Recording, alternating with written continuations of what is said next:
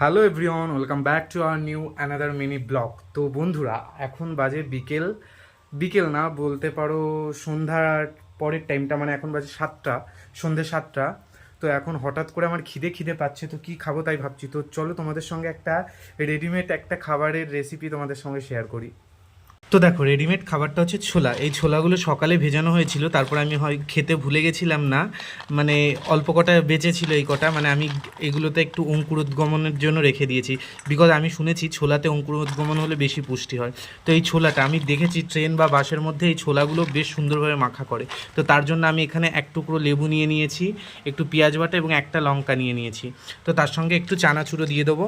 তো চলো, আমি এখন এটাকে একটু মাখা করে দেখি টেস্টটা কেমন হয়। ট্রেনের মতো আশা করি হবে না, কিন্তু নিজে যতটা পারবো দেখি ভালো করে মাখানোর চেষ্টা করব। দেখো, পেঁয়াজ, ছোলা এবং লঙ্কা এবং লেবুর রসটা চিপে দিয়ে দিলাম। এরপরে হালকা চানাচুর দেবো। চানাচুর দিয়েছি, এরপরে এটাকে একটু মাখিয়ে নেবো। জানি না কেমন খেতে হবে, বাট ফার্স্ট টাইম ট্রাই করছি। গাইজ, এটা হচ্ছে ফাইনাল রেজাল্ট।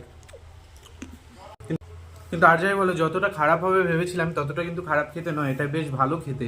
ইভেন এটা খাওয়াতে যেমনই হোক, মানে টেস্টটা যেমনই হোক, ওভারঅল এটা বলতে পারো একটা অনেক হেলদি খাবার। মানে বিকেলবেলাতে আমাদের হাবিজাবি খাওয়ার থেকে এটা খাওয়া অনেক ভালো। হুম, দারুণ গাইজ। তো চলো, টাটা, আজকের মতো ভিডিওটা এখানে শেষ করছি।